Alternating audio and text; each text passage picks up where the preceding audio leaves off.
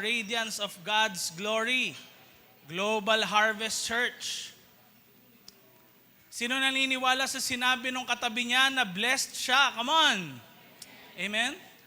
At syempre, dahil papalapit na po ang December, nakikita nyo naman pulang-pula ang ating series ngayong month na ito.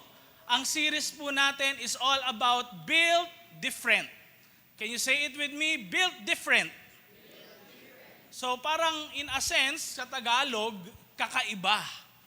Kakaiba yung pagkakatayo, merong kakaiba sa buhay ng bawat isa sa atin. Ito po yung tinutukoy niyan, na kung saan ang bawat mananampalataya ay tinawag ng Diyos para maging kakaiba kaysa sa lahat ng nasa paligid nila. Ang bawat Kristiyano po ay tinawag na ilaw at asin ng sanlibutan. Kung kaya dapat may kakaibang makikita ang mga tao sa paligid natin sa ating mga buhay. Pero sometimes yung mga kakaiba sa ating buhay, hindi puro positive, no? Minsan, actually, yung kakaiba, negative. Hindi lang natin napapansin, pero marami siguro sa atin dito, nakakaranas na sila ay nape-persecute ng family dahil sila ay Christian. Pwedeng dahil nag-church ka, yung mga friends mo, inaasar ka sa pag-church mo, o kaya naman hindi sila naniniwala sa'yo, pero hindi nila naintindihan that you are in church, hindi dahil sa ikaw ay matuwid, hindi dahil sa wala ka nagagawang kasalanan, hindi dahil sa ikaw ay banal, kundi kailangan mo talaga ang Diyos sa buhay mo. Sinong nandoon? Sinong naniniwala sa mga bagay na yon? Amen? Ang bawat isa po sa atin, I believe, ay walang may pagmamalaki sa ating buhay kaya tayo nasa church dahil una sa lahat, kahit ano man yung mga achievements natin, baliwala naman talaga yan sa harapan ng Diyos. Ang meron lang ay kung tayo ba talaga ay merong mapagpakumbabang puso sa harapan niya at gusto natin na ma-please ang Diyos sa ating mga buhay. And one thing that we can please God, ang sabi ng Bible, is through faith. Sabihin nga natin yon, faith. Pagtitiwala sa Kanya. And alam niyo po, ang mga Christians, kakaiba sila kasi talagang nagtitiwala sa Diyos ang mga Kristiyano. Kahit na dumadaan sila sa iba't ibang klase ng pagsubok sa kanilang buhay, ang mga Christians po, kahit nung una pang panahon, talagang matitibay yung pagtitiwala nila sa Diyos. And ang focus po ng series natin na ito ay focus sa book ng 1 Peter. So kung hindi niyo po kilala si Peter, siya po yung isa sa mga apostles ni Jesus.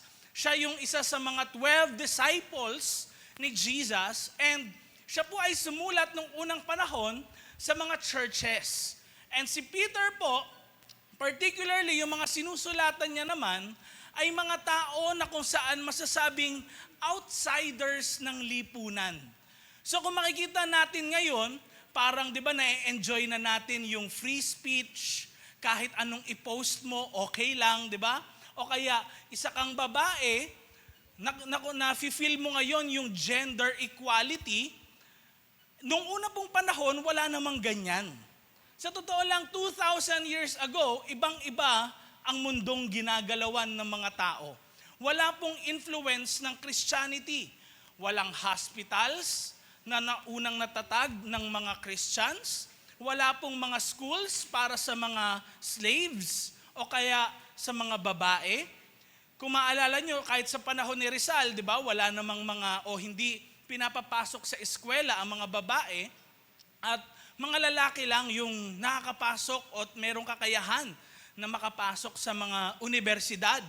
Pero alam niyo po, nung panahon na to ni Peter, ang dami talaga mga Kristiyano dumadaan sa iba't ibang klase ng pagsubok sa buhay. Siguro nakakatakot pa nung panahon nila kesa sa panahon ngayon na nararanasan naman natin na freely na na-express natin ang ating pananampalataya. Pero nung unang panahon, hindi po ganun. Pero, ang babasahin natin na ito sa context ng mga taong yan na nabubuhay nung panahon na yon, ay merong pagkakapare-parehas. Bakit? Dahil po, may pressure tayong nararanasan sa ating mga buhay. Pinipressure tayo ng mundo na sumabay sa kung ano yung kalakaran. Kung baga, kung merong kasamaan na ginagawa ang mundo, pinipressure ka na gawin mo na rin kasi ginagawa naman ng lahat. Maging corrupt ka na rin kasi ginagawa naman ng lahat, normal na yan, nasa system na. O kaya may pressure naman na kung saan pwedeng hindi ka maniwala sa iyong paniniwala na relihiyon, paniniwala na ang Diyos ay tunay na buhay. Pwedeng may pressure na ganun. Dahil bakit? Dahil sa advancement ng science, sa advancement ng technology. Pwedeng masasabi ngayon na kung saan tinutulak tayo ng mga tao sa paligid natin na huwag na mag-church. Ang Christianity ay hindi naman talaga totoo. O kaya naman, pwedeng ang iniisip natin sa ating mga buhay, parang wala namang saysay kasi kahit anumang gawin ko sa aking buhay, mabuti man o masama, parang hindi naman talaga majority ng nangyayari sa buhay ko, puro mabuti, masama pa rin. Minsan kahit gumawa ko ng mabuti sa kapwa ko, masama pa rin. Binigyan mo na, minura ka pa. Sino mga nakaranas ng ganun? Tinulungan mo na, patalikuran pa. Doon ka chinismis. Pero, ang sabi ni Peter, and ito po yung topic natin, that our hope, is in Jesus. Si Jesus ang pag-asa natin. Kaya iba tayo sa mga hindi mananampalataya at sa mga tao na kung saan wala silang relationship kay Jesus dahil ang mga mananampalataya ng Panginoong Jesus ay naitatag sa pag-asa. Sabi mo sa katabi mo, may pag-asa ka, kapatid. And maybe, kailangan yan ng katabi mo dahil hindi natin alam Minsan pupunta yan sa church, tahimik lang, di ka kinikibo, di kayo magkakilala. Pero many of us come to church, probably merong tayong inaasam kay Lord na isang bagay. And kahit encouragement lang na merong pag-asa, pwedeng makapagpalakas sa mga puso natin. Tama po ba? Amen? Now, ang focus natin ngayon ay yung chapter 1 ng 1 Peter. And focus natin sa chapter 1 na ito, yung verses 3 to 7.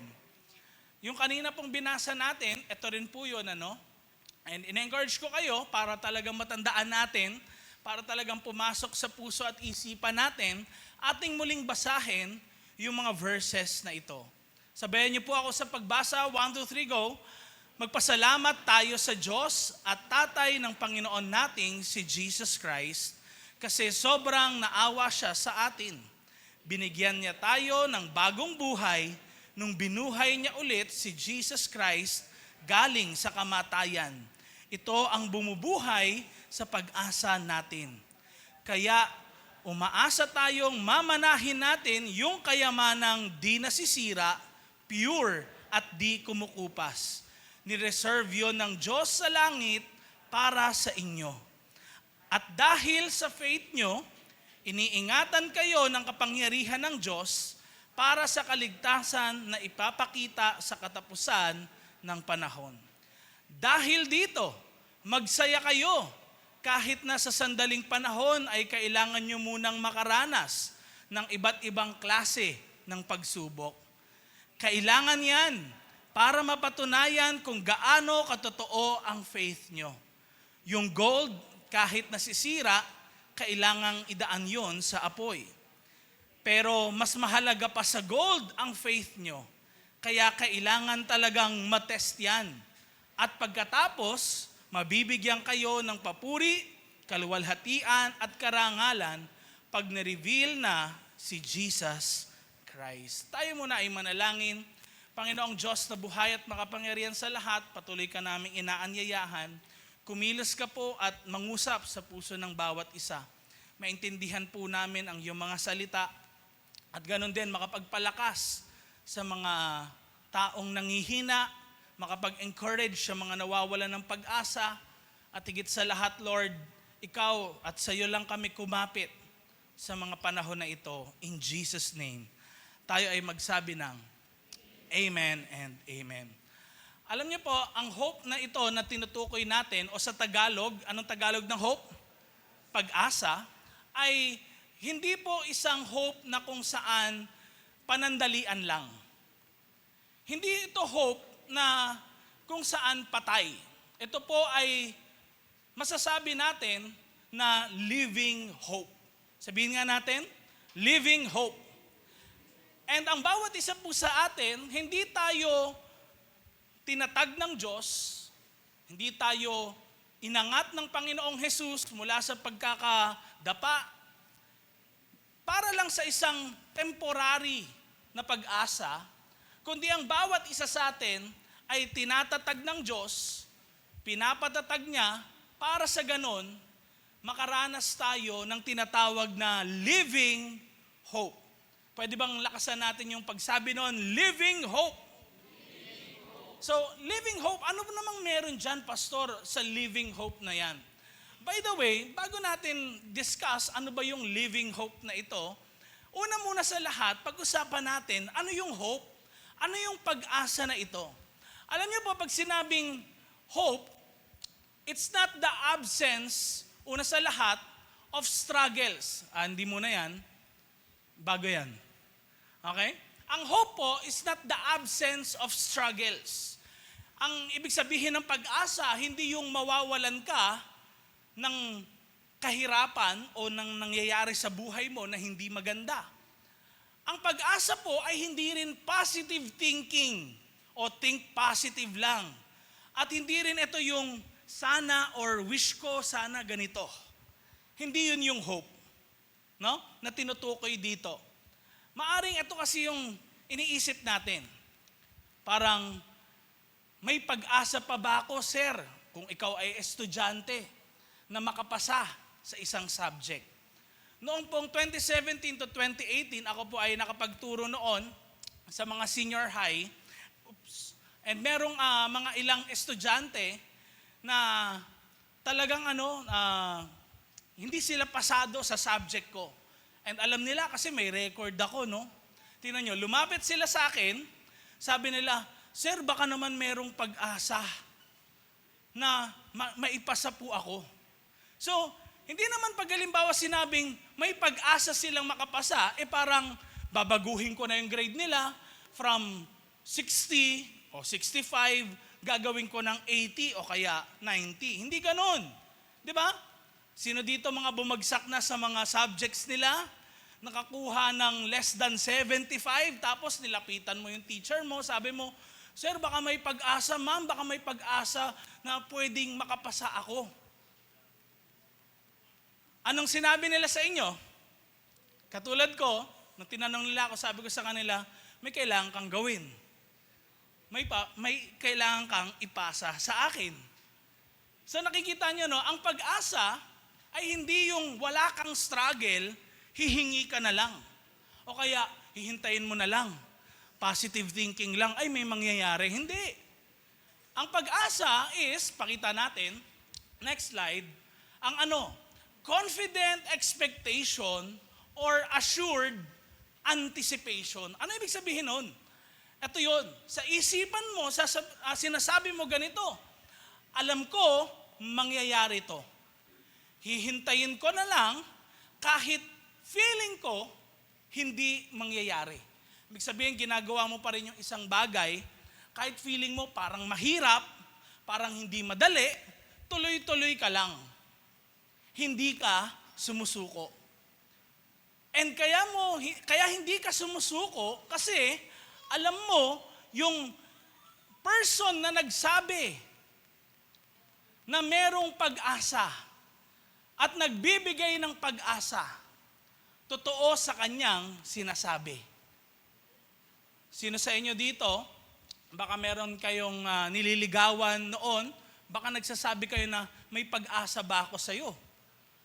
Tingnan nyo, no? Actually, pag tinignan natin yun, bakit mo tinatanong yung bagay na yun? Nakadepende yun, bakit? Yung pag-asa ay nakadepende rin saan? Sa karakter ng taong pinagkakatiwalaan mo.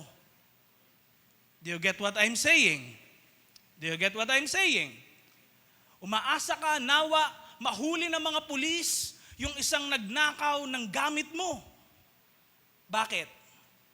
Kasi may confidence ka saan? Sa karakter ng mga pulis na gagawin nila yung responsibilidad nila, yung trabaho nila, at talagang kung anong sinabi nila, gagawin nila. Ganon din, lalo na sa ating Panginoong Diyos na buhay. So kapag sinabi ni Jesus na siya ang daan, ang katotohanan at ang buhay, ano ibig sabihin nun? Hindi siya nagsisinungaling. Do you get what I'm saying? Nakukuha niyo po ba? Kung siya pala ay mapagkakatiwalaan, kung anong sinabi niya, kahit mahirap, kahit parang feeling ko, wala nang nangyayaring di maganda, wala nang nangyayaring maganda, puro di na lang maganda, tuloy-tuloy pa rin ako. Kasi bakit?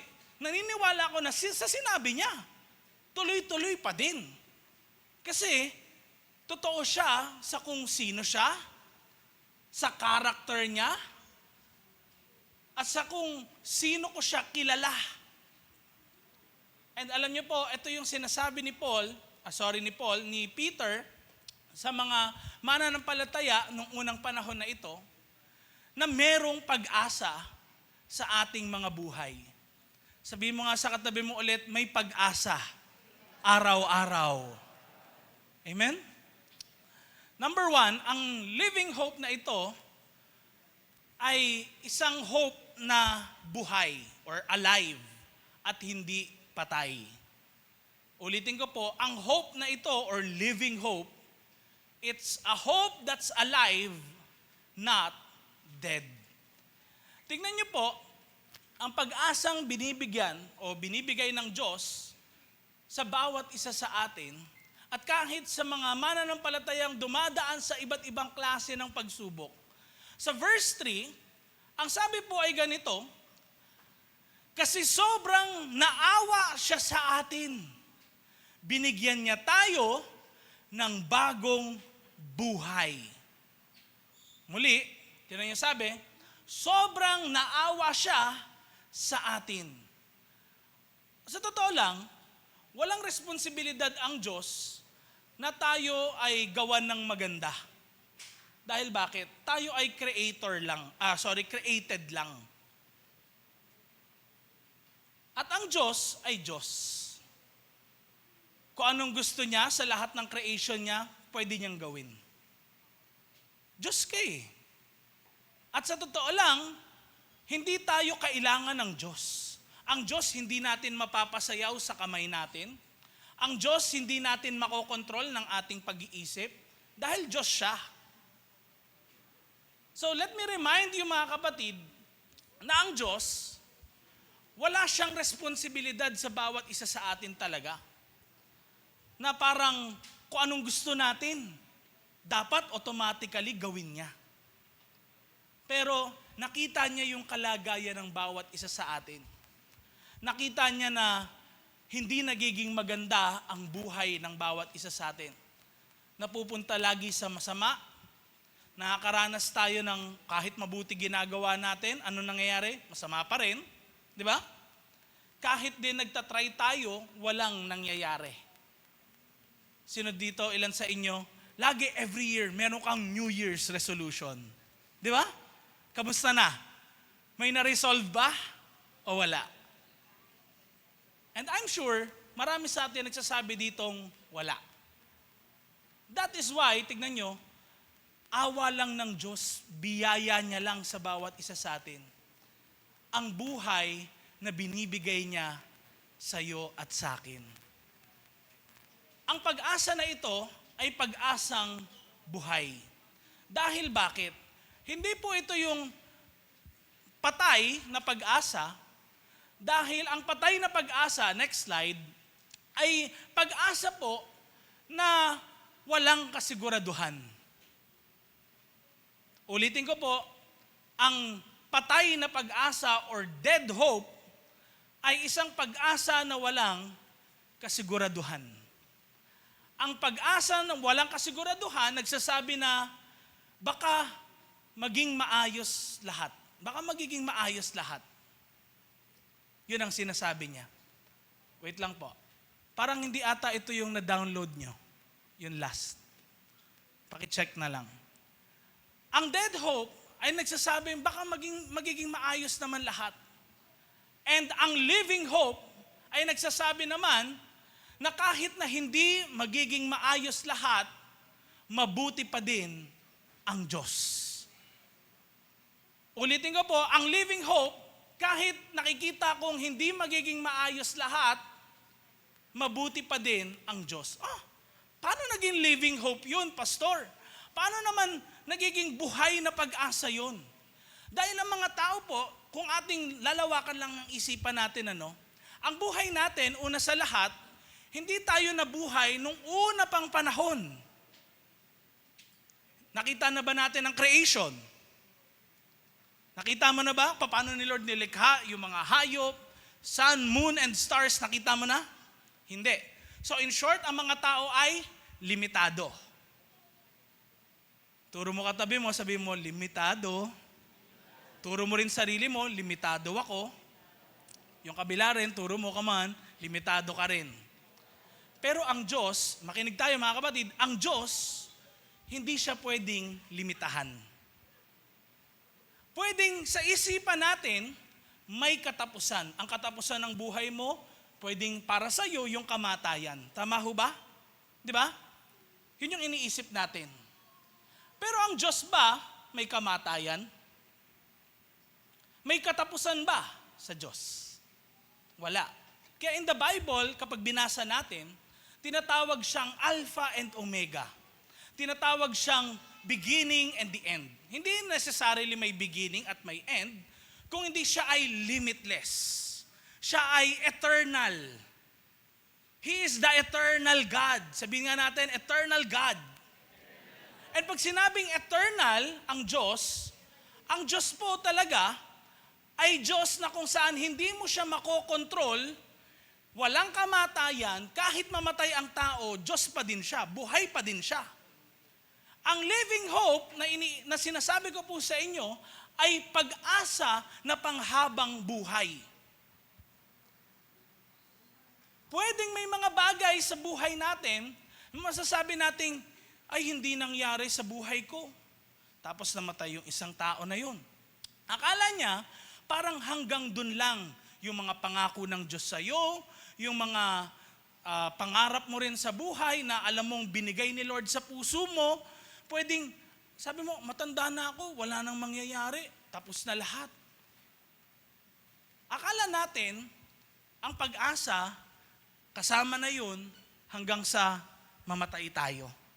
Nakakalimutan natin na ang pag-asa ay based dapat sa Diyos na eternal. Hindi ito natatapos pag ikaw ay namatay. Tignan nyo na lang po si Moses sa Bible, okay? Trivia, sa mga nakakaalam. Di ba kilala nyo si Moses? Yung gumawa ng ark nung bumaha. Di ba? Di ba? Kita nyo dyan? Yung gumawa ng ark? Yes, di ba? Ba't may narinig akong yes pa din? Kahit ilang beses ko na ito ginagawa, sinasabi sa inyo. Okay, si Moses yung alin?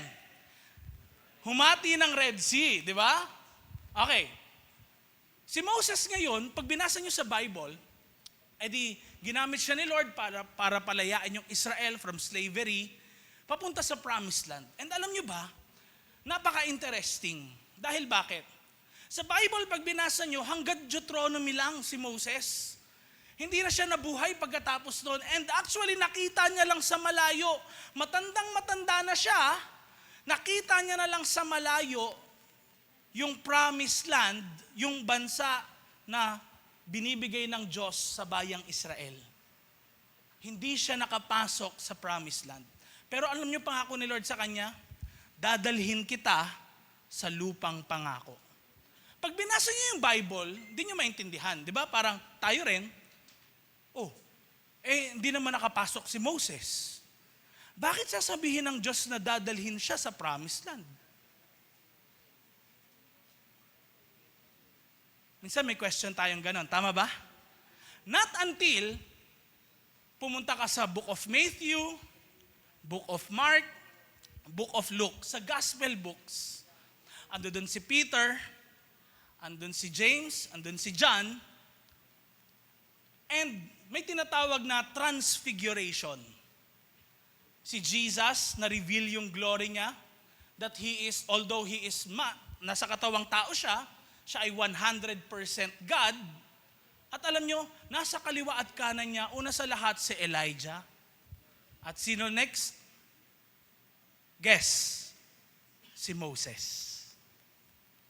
Nakatungtong, sino? Si Moses sa lugar ng Israel. Meaning, ang buhay pala natin, kung iniisip natin parang hanggang kamatayan lang yung pag-asa ko, nagkakamali tayo. Dahil kung ang Diyos ay eternal, ang pag-asa rin natin ay eternal. Kung ang pag-asa mo panandalian lang, patay na pag-asa yun. Nakukuha ho natin. Nakakasunod tayo. Amen ba dyan? At alam niyo po, ang pag-asa lang natin, next slide yan, ay magiging malakas lang, depende po ito sa kung kanino naka-anchor. Ano yung anchor? Sa isang barko, ito yung pumipigil para ang barko ay gumalaw.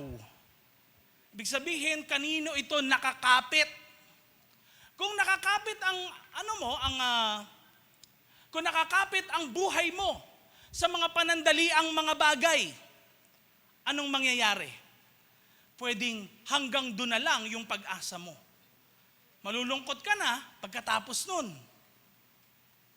Pero kung naka-anchor yung buhay mo saan? Sa eternal God, ang buhay mo, alam mo, hindi dito magtatapos ang kalagayan ko. Kung inaakala mo minsan, marami alam ko, mahal natin sa buhay, pwedeng may mga namatay sa sakit at karamdaman. Sa totoo lang, just imagine, sinusulatan ni Peter nung time na ito. Mga Christians na, pwedeng wala silang sakit at karamdaman sa kapanahunan nila. Pero alam niyo po ba nangyayari sa mga Christians nung time na ito, na sinusulatan ni Peter? Pinapakain ng buhay sa mga leon.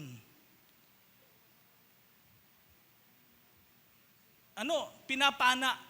Yung alam niyo yun, unti-unti hanggang sa buong katawan nila, mapana. Sinusunog ng buhay. Basahin niyo po yung history books kina Josephus at Tacitus, mga Roman historians. Grabe. Magugulat kayo. Hindi lang pugot ulo ang mga Kristiyano. Alam niyo ginagawa rin sa kanila, nilalagari sila. Hindi ganyan, ganito. At hindi yun yung parang mabilis. Dahan-dahan. Ako kapag nababasa ko yun, kinikilabutan ako eh. Pero tinan niyo yung sabi ni Peter sa kanila, may pag-asa ang bawat isa sa atin. Yung pag-asa na ito, hindi ito yung pag-asang iniisip natin na matatapos pag tayo namatay. Pag-asa ito na kahit mamatay ka dahil buhay ang Diyos, tuloy-tuloy yung pag-asa na yon sa buhay mo. Nakukuha ho natin. Kaya kung pag-asa mo pera, pag naubos yung pera mo, wala na, malungkot ka na. Kung pag-asa mo pag-aaral, hanggang doon na lang. Kung pag-asa mo pamilya mo, mga bagay dito sa lupa, panandalian lang, hanggang doon na lang. Wala nang pag-asa sa buhay mo, kaya yung iba, some people, ayaw na nilang mabuhay dahil bakit? Ang pag-asa ay napupunta sa mga bagay na panandalian. Not knowing na may pag-asa na panghabang buhay. At ang pag-asa na yon walang iba kundi si Jesus Christ. Next slide please. Number 2, hope that's tested, not fragile. Ang hope na ito ay hindi lang basta alive. No? Hindi lang basta buhay. Ang living hope po ay hope na kung saan nasusubok. nasusubok sa apoy, nasusubok ng panahon. By the way, baka hindi nyo po alam sa mga cellphones nyo, and recently nakapanood ako ng YouTube video, ang mga glass pala, para yan makreate, ay ano pong ginagawa? Alam nyo ba? Aware kayo? Tinutunaw. And para daw ang glass, lalo na sa cellphone, di ba sobrang nipis niyan? Lalo na yung mga screen protector nyo. Meron dyan yung mga matitibay, kahit bumagsak, di ba? Hindi talaga nababasag. Kaya pala tumitibay dahil paulit-ulit dinadaan sa apoy. Tignan nyo, next slide please. Alam nyo po, ang hope, hindi ibig sabihin walang magiging pagsubok sa buhay. Ang hope, ibig sabihin, hindi ka masisira o mawawasak ng kahit anumang pagsubok mo sa iyong buhay.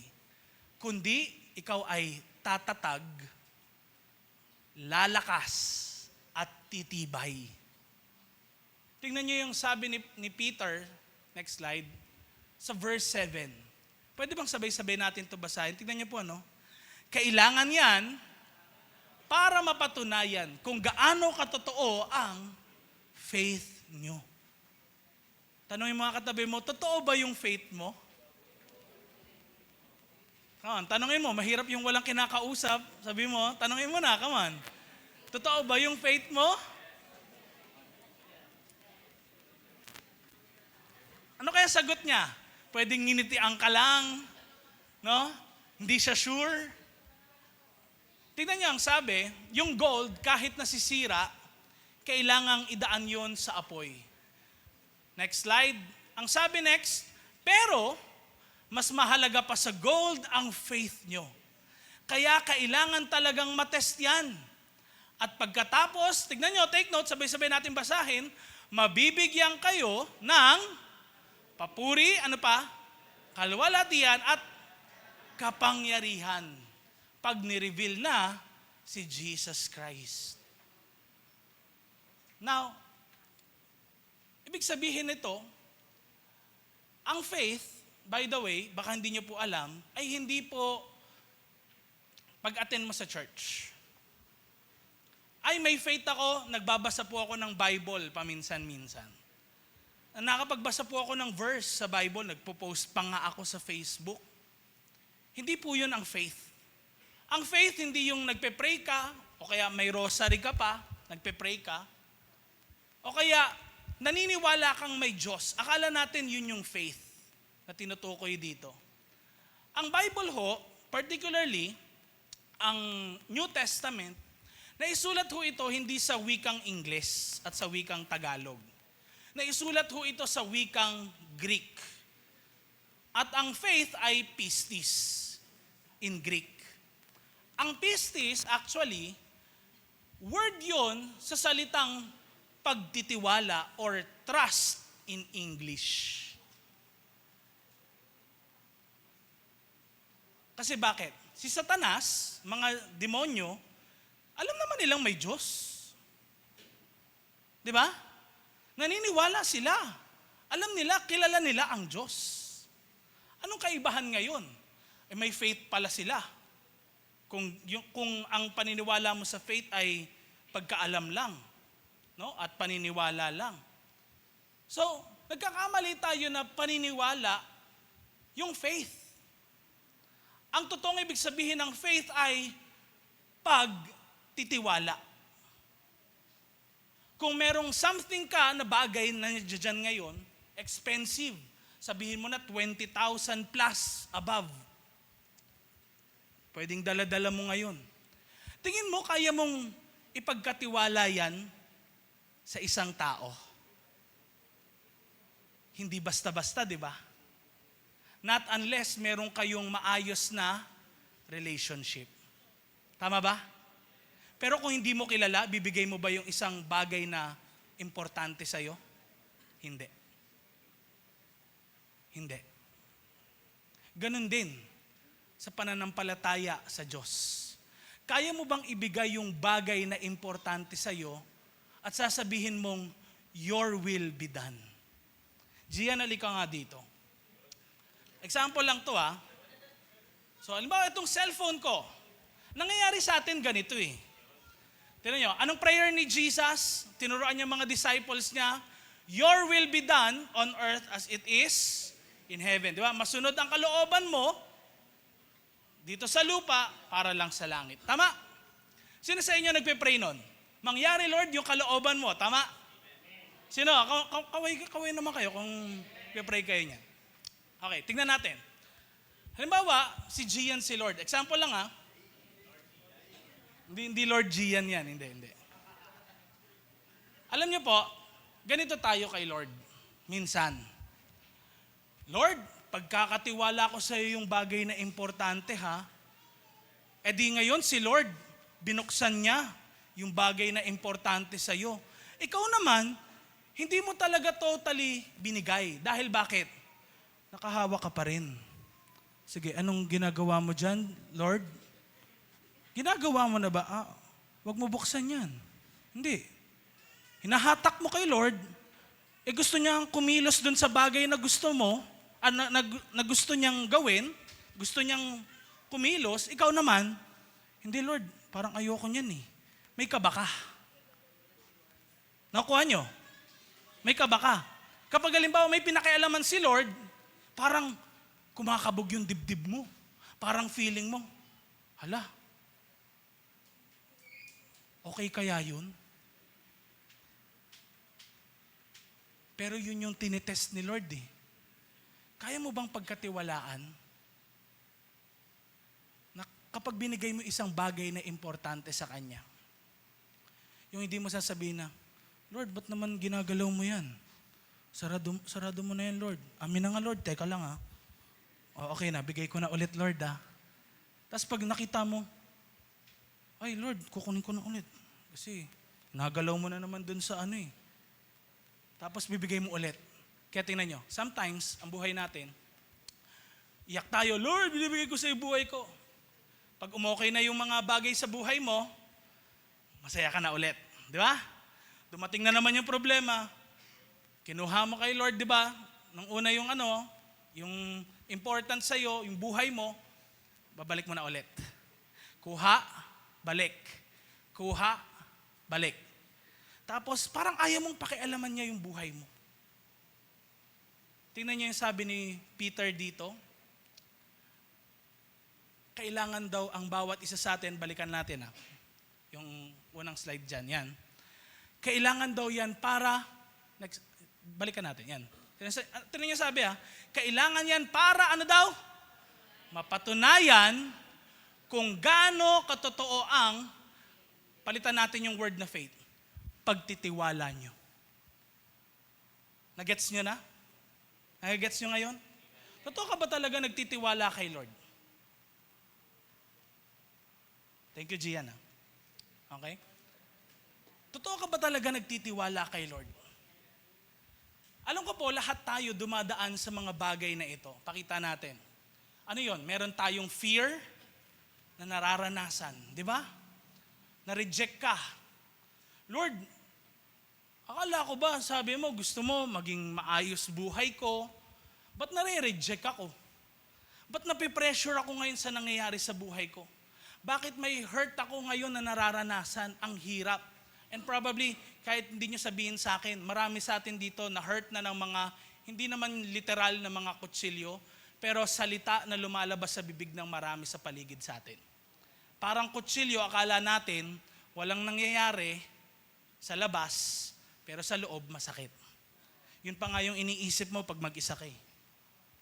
But the thing is, sometimes these things, hurts, pains, failure, trials natin, ito yung mga dumadaan sa buhay natin at sinusubok, pagkakatiwalaan mo pa rin ba ako kahit dumadaan itong mga bagay na to? Parang imposible na, Lord, kasi ganito na yung situation ko. Tingin mo ba talaga may imposible sa akin? Akala ko ba pinagkakatiwalaan mo ako?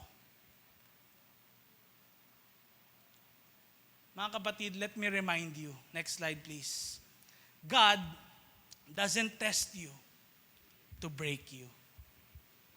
God tests you to build you. Alam niyo po, nalaman ko recently, yung mga matataas palang building, alam ni Gian yan, hindi basta-basta tuloy lang yung gawa. May time din pala na tumitigil. Bakit? Tinetest nila yung mga buildings nila. Hanggang ditong floor, okay ba? May tulo ba? Meron bang something na pwedeng mangyari? Stable ba? And sometimes may ganun din sa buhay ng bawat isa sa atin. Para ma-build talaga tayo ni Lord na tuloy-tuloy, maayos, malakas, matibay, may testings sa buhay natin. May testings. And walang exemption sa kahit sino sa atin. Hindi po yan patagalan kay Lord. O kaya parang meron ka ng free entry na, okay, walang mangyayaring problema sa buhay ko kasi Kristiyano na ako. Hindi ganon. Walang exempted. Kristiyano ka man o hindi, merong testings. Amen? Pero, kung totoo yung faith mo, may pag-asa ka sa Diyos. Amen ba? Last but not the least, point number 3. Ang pag-asa po or living hope na ito is a hope that's eternal, not temporary.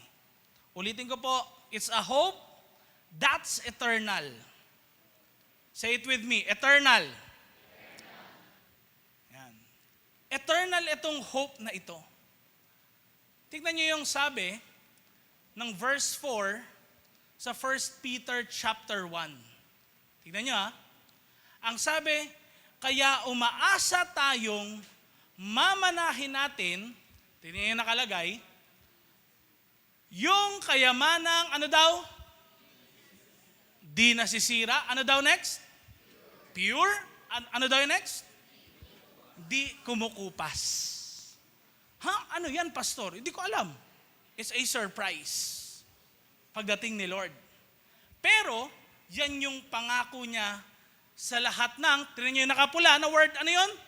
Umaasa. Bakit? Umaasa na kahit anong mangyari dito sa buhay, meron akong makukuha kay Lord na isang bagay na ang buhay hindi nagtatapos dito lang. Ang pag-asa hindi dito lang. Kaya minsan naisip natin parang, akala ko magiging buo pamilya namin. Hindi dito lang. Ang pag-asa kay Lord, panghabang buhay. Amen? Tingnan nyo, di nasisira, pure, di kumukupas. 3 bagay na yan. May ganyan ba sa panahon natin ngayon? Meron ba talagang bagay na hindi nasisira kahit anong mangyari? Meron ba talagang indestructible na bagay? Puro. Di kumukupas. Meron ba talaga? Recently, nalalaman ko kahit pala yung gold, kahit 24K yan, hindi yan pure. Kahit ang gamot, hindi naman talaga pure. Magugulat kayo, may nakalagay lang doon, pero may mga kasamang mga maraming ingredients yun. Meron ba talagang masasabing pure kahit sa kapanahonan na to? Ano ibig sabihin nito? Di kumukupas. Ano kaya yung di kumukupas na yun? Lahat sa mundo kumukupas. Yung ganda ng isang tao, katawan niya, kumukupas. Ano pang kumukupas? Damit. Kulay. Maraming mga bagay sa mundo ang kumukupas. Pero tignan nyo, dahil ang pag-asa ay ang Diyos, Siya yung Diyos na sinasabi ng Book of Hebrews na hindi nagbabago noon, ngayon, at magpakailanman. That is Jesus Christ. Next slide, please. Kaya, when you know what's waiting for you in eternity, kung alam mo yung naghihintay sa'yo sa panghabang buhay, kahit anong dumadaan sa harapan mo ngayon, kahit ano yung nararanasan mo sa reality, mapagtatagumpayan mo at tuloy-tuloy ka lang. Bakit? Kasi kahit bumagsak ka, kahit na-feel mo na parang hanggang dito na lang ba ang buhay, hindi. Hindi doon nagtatapos yung pag-asa. May pag-asa pa rin kay Lord. Amen? Amen ba dyan? Kaya ang living hope, mararanasan natin ito patuloy at binibigay ng Diyos dahil sa muling pagkabuhay ni Jesus Christ. By the way, baka hindi nyo alam, ang talagang number 1 na problema ng bawat isa sa atin, hindi naman pera, hindi korupsyon, hindi mga ibang bagay. Alam nyo kung anong number 1 na at pinaka talaga na problema ng bawat isa sa atin? Tanungin nyo ako. Ano? Tanungin nyo ako. Kamatayan. Bakit? Okay. Sa pagtatanong natin ng pagtatanong, mauugat natin ang isang bagay. Bakit ka nagtatrabaho? Para sa pamilya ko. Paano ko namatay na yung members ng family mo? Ikaw na lang mag-isa. Ba't ka nagtatrabaho? Para makakain. Di ba? Para may pambili ako ng mga pagkain. May mga pambili ako ng gusto ko. Okay. Bakit ka kumakain? Nagets nyo ngayon? Nagigets nyo? Bakit ka kumakain? Para mabuhay. Bakit ka nagpapagamot? Para gumaling. Oo nga, pero para pa rin mabuhay. Ba't ka magpapa-opera? Para mabuhay pa rin. Pag tinignan nyo maigi, lahat ng mga nangyayari sa buhay natin, ang point, kaya talaga natin ginagawa ang mga bagay na ito, para tayo ay mabuhay. Pero alam natin sa sarili natin, may iba lang mauuna, may iba mauhuli, pero lahat tayo mamamatay. Anong meron sa muling pagkabuhay ni Jesus? Anong meron? Pinapakita niya yung future na mangyayari sa iyo at sa akin. Kung iniisip mong hanggang kamatayan lang ang buhay, nagkakamali ka.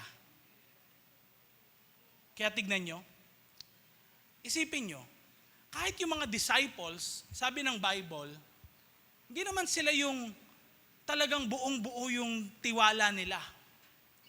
Some of them, sabi nga ni Matthew doubted. May pag-aalinlangan pa sa kanila. One of them was actually one of Jesus' disciples named Thomas. Sabi niya, Lord, kung kayo nga yan, pahawak ako sa mga kamay nyo, butas ng kamay nyo, tsaka sa mga paa nyo. Kung multo lang si Jesus at hindi talaga siya nabuhay mula sa mga patay, paghawak sa kanya ni Thomas, dapat parang hangin lang.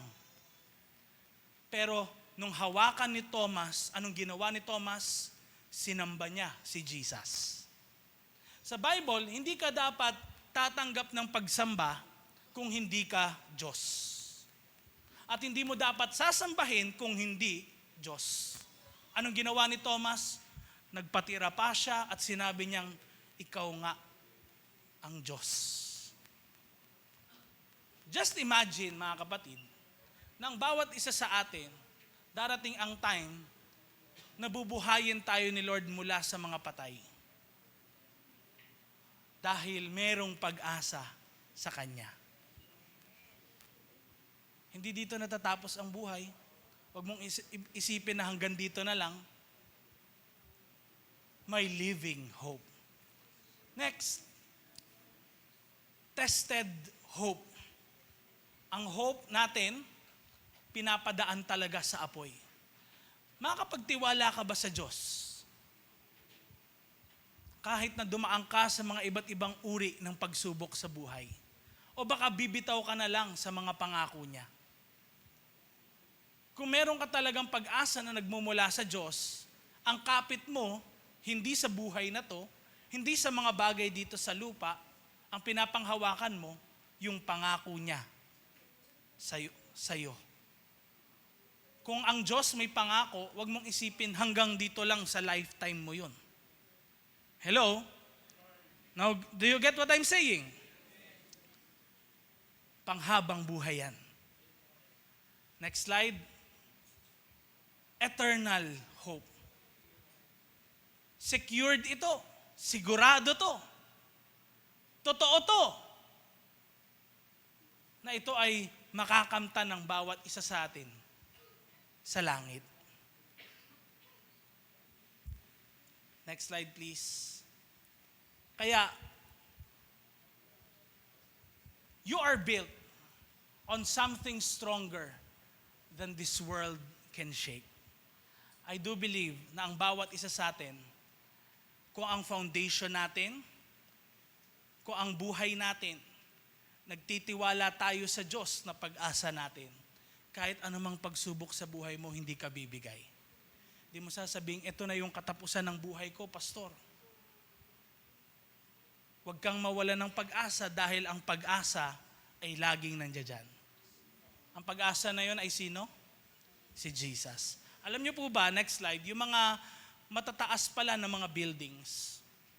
Kasi nga, ang topic natin or series natin for this whole month is called Built Different. So, dahil built, naghahanap ako, ano bang meron sa buildings? Ano bang meron sa pagbuo ng isang building? Ano pala yun, ano? Pag mas mataas yung structure mo, dapat din mas malalim yung foundation. Next slide, please. Kaya ganun din pala sa buhay ng bawat isa sa atin. If we want to be built different, anong kailangan gawin? Your life needs a deeper foundation of hope in Christ. Kailangan mas malalim yung pag-asa mo, yung pagtitiwala mo sa Diyos na buhay. Kung gusto mong lumalim lalo, yung relationship mo sa Kanya, maging kakaiba ka sa mga peers mo, at makita talaga si Lord sa buhay mo, aba, dapat mas lumalim yung foundation mo sa Kanya. And lahat po tayo nakakaranas ng iba't ibang testing sa ating buhay. Alam niyo po, nung ginagawa ko ito yung sermon ko kagabi, habang nasa bahay po ako, biglang tumawag si Rev Ishbel. Sabi niya, anak, sumabog yung gulong ng sasakyan namin. Akala ko naman, parang katulad lang noon, na-flatan lang kami. Next slide please. Pinost ko po ito sa Facebook account ko. Kung makikita nyo, zoom in nyo na lang yung photo ng gulong. Yan, ano? Talaga pong sumabog yung gulong niya, no? And during night time ito, no? Pauwi po sila ni Bishop kagabi. Nagdadrive sila, napadaan sila kasi SLEX daw po, meron palang road construction doon. So mabagal sa sasakyan, ganyan. Hindi rin nila napansin, dahil nga rin gabi, parang may something silang nadaanan sa construction. So tuloy pa rin sila hanggang sa nawala na yung construction, tuloy-tuloy na sila sa pag-andar. Sabi ni Bishop sa akin, kwento niya, hindi niya naman daw na-feel na may something na mali nung una. Tapos biglang, suddenly, yung sasakyan daw biglang parang daga-daga-daga-dag, gumagano na. Parang baku-baku yung dinadaanan nila. Ngayon biglang sumigaw daw si Rev, sabi niya. Tabi mo yung sasakyan, tabi mo yung sasakyan. Tapos sabi ni sa akin ni Bishop, parang natigilan daw kasi siya nun. Kasi bakit? Hindi basta-basta pwedeng ikanan mo yung sasakyan sa gitna ng expressway. Bakit? Kung wala ng gulong o walang stable na gulong sa kanan ng unahan ng sasakyan, yung sasakyan pwedeng, kasi pag turn mo sa right, pwedeng bumaliktad yung sasakyan din. Tapos kung bumagal ka, mabilis yung nasa likod mo, hindi nakapagpreno, pwedeng tamaan. Nagigets niyo po ba? So, by God's grace, niligtas sila ni Lord sa bagay na yan. Pag-turn right sila, nakastop sila sa gilid, may mga tumulong sa kanilang dalawang lalaki na di nila kilala. And alam niyo po, biyaya ng Diyos yan sa buhay nila.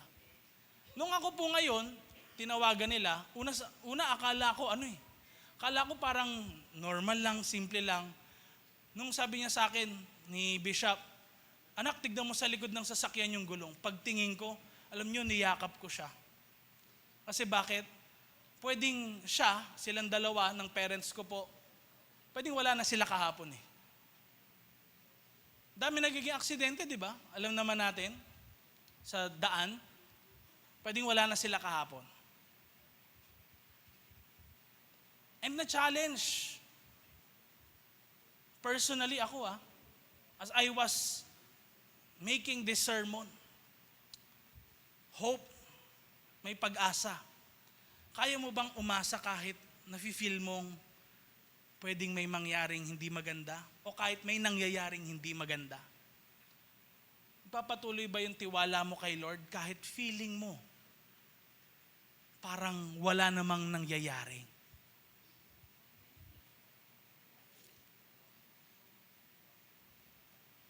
This time, syempre merong grace si Lord. But how about sa mga ibang tao na hindi naman naligtas sa ganyang aksidente? Hindi naman sa lahat ng pagkakataon, ganyan di ba? Kaya mo pa rin bang pagkatiwalaan si Lord? Next slide. Sabay-sabay natin basahin. Don't give up on hope. Because hope hasn't given up on you. Anong name niya? Sinong inaasahan natin sa ating buhay? Si Jesus. Kaya tignan nyo, ang isang tao, pag may nangyayaring di maganda sa buhay niya, Diyos ko po! O kaya, ano sasabihin sa English? Oh my God. Bakit kaya natural tendency natin, pag may hindi maganda nangyari sa atin, we call to God? Because our God is the living hope. Meron ka bang hope na yun sa puso mo ngayon? Or yung hope mo sa mga oras na ito, nasa family, nasa pera, nasa career? I encourage you, why not put your hope in Jesus? Ang tao, hindi mapagkakatiwalaan. Ang pera, hindi laging nandiyan. Ang career, panandalian din. Yung posisyon mong maganda, hindi panghabang buhay yan. Why not bigay mo yung pag-asa mo sa nagbibigay ng pag-asa sa lahat? Tayo ay manalangin. I encourage every one of you, tayo po ay pumikit. At inaanyayahan ko kayo sa mga oras na ito. Kung nakikita nyo na kailangan nyo si Jesus sa inyong buhay, siya yung pag-asa mo sa iyong buhay, why not pray to Him?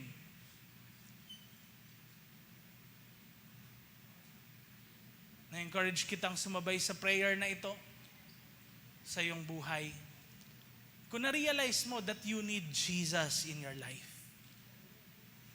sabihin mo, Panginoong Diyos, Panginoong Diyos, ako po ay lumalapit sa inyo. po ay lumalapit sa inyo. Kinikilala ko Kinikilala ko.